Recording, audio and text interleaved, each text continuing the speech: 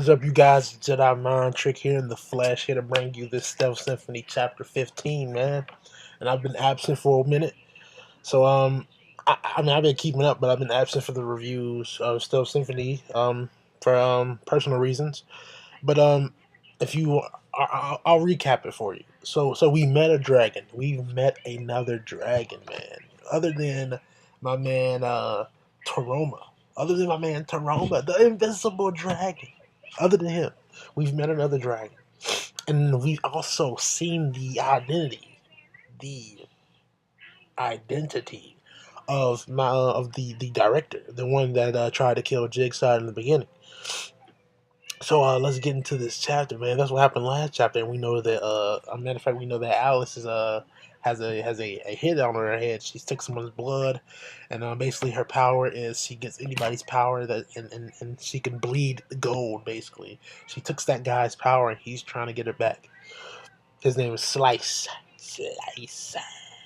So basically, what we know, Slice's goal is to basically get rid of the police force. He says it in the last time. He says you could do something about this troublesome police force, and he gives his whole backstory of the police force, saying how they came into power when the dragons were exiled.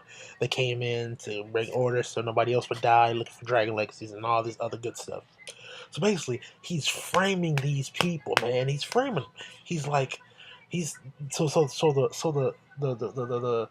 the guards, the elite guards. That's they are. The elite guards from the capital city are there, and they say, they tell the chief of the police staff. I forget her name. They say, you're accused of being a traitor, being of treason. You know what I'm saying? Like, so she's being framed basically by none other than the dragon Slice, and I believe all of them are cahoots, and I believe the director.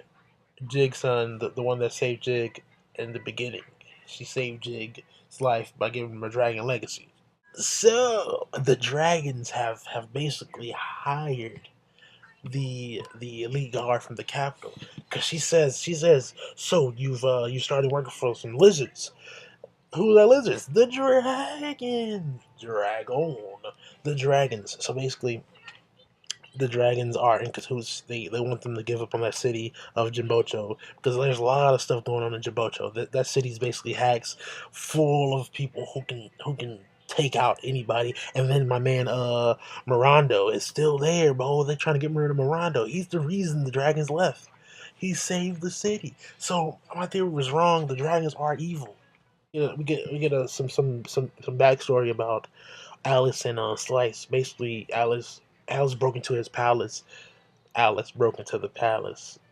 Uh, Alice broke into the palace to get his power. That's just like a woman, man. She's a gold digger all the time, even no matter what it is. She broke into the palace just to steal his powers. Just to steal his powers, because when he bleeds coins, basically. Gold coins. She took his power. So she just broke into the palace just to steal his power, make people gold digger, I know.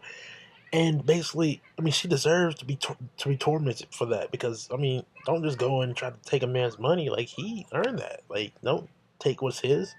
But on the other hand, you got to think about Slice.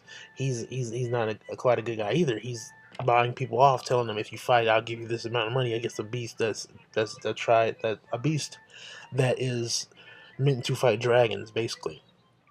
So I mean, you can't really say who's wrong and who's right in the situation. I mean, and if you want to look at the degree of things, that the Slice is the wronger person in this situation, if that's a word. And you know what I'm saying? And Alice is like, she's moderately terrible, a bad person for what she's doing, but Slice is extremely terrible for what he's doing. So my man Mamrado is going to the capital to deal with the dragons once again. He's like, I told you, get out of here. No, it's my territory. He told me to get out of here, man. And we find out too that Toroma-san basically he basically tried to attack my man Murado. He was like, "Yo, I hate." Like, he says he hates being invisible, so that makes me think he had admiration for his kind, and then something changed him. What changed my man Toroma-san so much that makes him want to be the guy that he is today? Like, he basically wants to uphold his job and be professional about whatever he does and whoever he's protecting, no matter who they are. What's the reason behind this? So, new development. So my man, he's got to be in cahoots with the director Slice, because Jig walked up and he's like, "You, I thought you were dead." So he was planning on Jig being dead the whole time, but then Jig is like, basically Jig is like, "Oh yeah, I didn't arrive on time, so I would have been dead if I would have came earlier." And he pulls out a gun, points it at Jig's head, and shoots it, pulls the trigger. And in like 2 seconds, his dragon legacy comes out, stops the bullet right here, and flicks it back at Slice. And my man's Taroma basically grabs the bullet and saves Slice, bro. Like, what? This is hacks. They're hacks. They're hacks. Oh, whoa! My man Jig is a dragon, a real, not mechanical. This man is a real dragon. He has the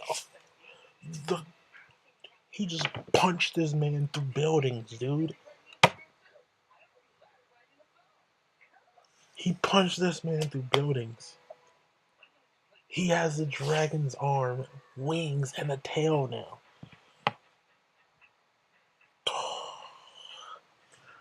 Oh, look at that glorious, glorious thumbnail. Look. So basically, they say that they say that Jake killed some people. Who did he kill? How many people did he kill? Why did he kill them? They say this man is a killer, but he doesn't seem like it at all. But this, if you have not checked this series out, I urge you to check it out. Sub to the channel. I'm so done with this. Sub to the channel and rate this video.